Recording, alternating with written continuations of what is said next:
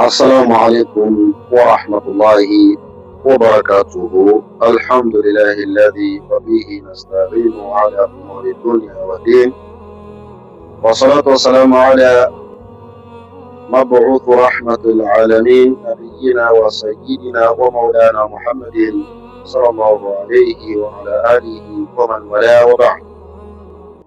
Na ndugu zangu Waislamu, nataka kuzungumzia aya moja, hikma kubwa ya Allah subhanahu wa ta'ala anayotufundisha katika Qur'an.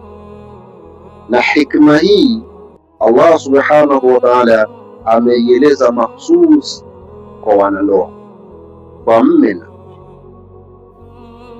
Tunafahamu ya kwamba ndoa ina nguzo kuu mbili.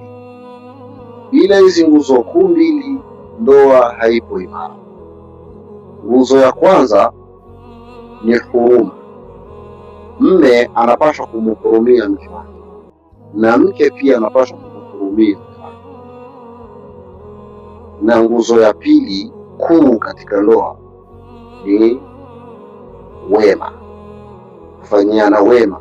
Mme anapaswa kumfanyia wema mke wake na mke pia vilevile anapaswa kumfanyia wema mme wake. Kwa hiyo baada ya hizi nguzo kuu mbili, mme akizishikilia katika ndoa yake, ndoa itakuwa imara. Na mke pia vile vile akiwa na huruma kwa mme wake, akawa na mvumilivu kwa mme wake, ndoa itakuwa imara. Yaani nguzo hizi mbili zinategemea tu.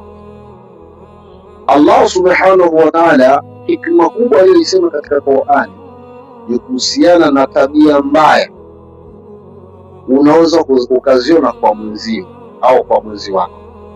Mwanaume unaweza kuona tabia zisizokufurahisha kwa mke wako, na wewe mwanamme unaweza kuona tabia zisizokufurahisha kwa mke wako. Na wengi ukiwauliza ni katika tabia za mke wako mbaya umejifunza nini, wengi wanaweza kukuhadithia mambo mabaya, lakini kitu alichofaidika kupitia ukorofi na tabia zile mbaya za mke wake akashindwa kupata funzo lililokuwa bora. Lakini wengi utakuwa umepata funzo kubwa sana, sababu ni hikma ambayo Allah subhanahu wa ta'ala ameiweka katika Qur'ani pale aliposema, baada ya billahi minash shaitani rajim, Allah anahimiza kwa kusema wa'ashiruhunna bil ma'ruf. Kwanza, wanaume mnapaswa kuishi na wake zenu kwa wema. Mwanaume ni amri, ni